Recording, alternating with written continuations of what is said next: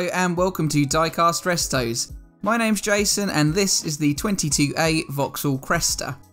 In 1956, this model became the first saloon car to join the 1-75 Matchbox series. It was always painted red, varying from a mid to dark red through to a maroon colour.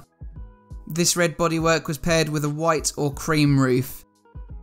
There's some fairly prominent overspray marks around the edges of the windows, so the quality on the models was never particularly high.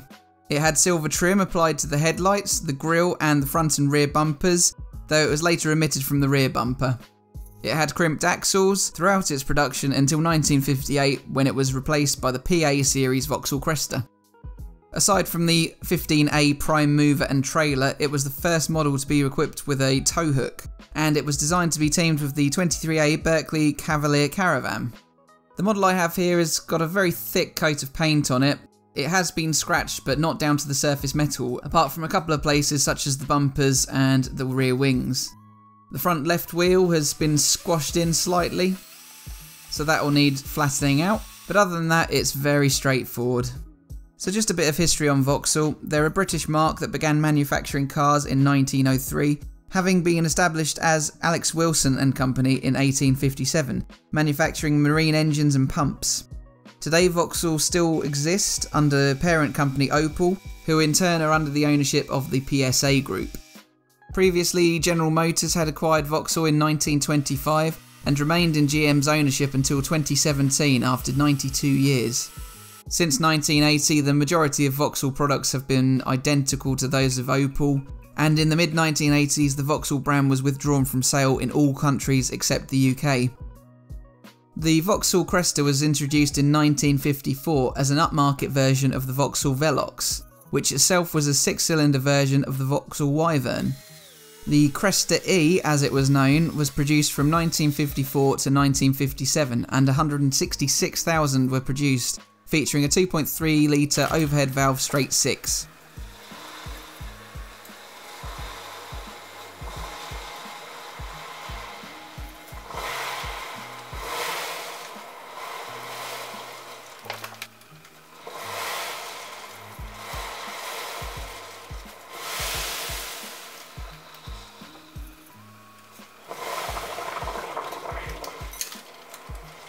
So onto the restoration. After I've stripped all of that paint, I am now buffing up that bodywork. A wire brush is just attending to the areas. This is a very nice casting, but it's slightly out of proportion in my opinion. The roofline is a bit too high. But aside from that, there's some nice details, as was the case with many of these earlier models, particularly that grille. It's based on one of the earlier models which came fitted with the vertical slats in the grille.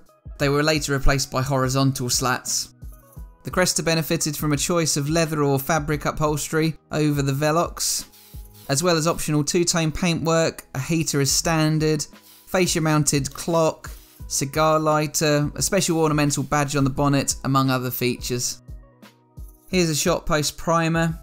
It's looking pretty decent. There's no gouges out of that paintwork. The very thick paint seems to have protected the actual casting over time, which has certainly made my life a lot easier. The first coat is the Tamiya TS26 Pure White, which I'll focus on the roof and onto the A, B and C pillars. Next I apply some Tamiya TS14 Black to the base. Here I'm applying some 3M masking tape. I was recommended this after masking off previous models. This seems to stick a lot better. So I covered the edges in the 3M tape and then just used some regular masking tape over the exposed roof areas.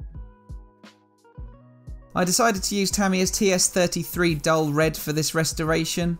I think it's a close match to the original model that I had, although they did come in a lighter red, but I preferred the darker shade.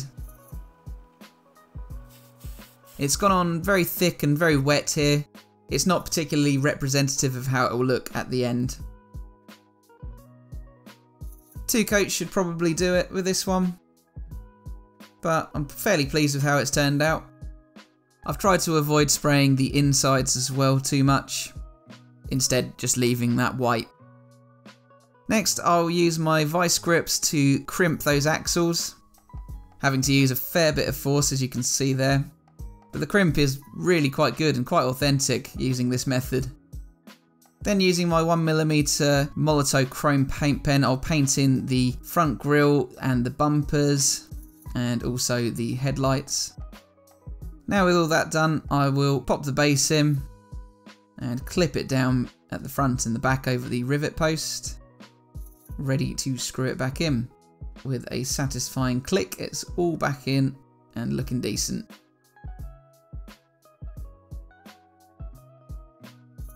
So here's the model I started off with today. There's a bit of the original silver paint left on the grille, but other than that the silver paint from the bumper is missing and also from the headlights. The paintwork on the side there is very chipped up. You can see the undercoat of white pretty prominently. And you can see the bare metal in the edges, especially along the back wings and the front bumper. And also on the roof as well, the metal is exposed there from the single coat that it's got. But the bonnet area actually looks remarkably good considering the age. I think the early paints are a lot more resistant to play wear. So this Cresta was crying out for a bit of love and attention, and here is what she looks like now.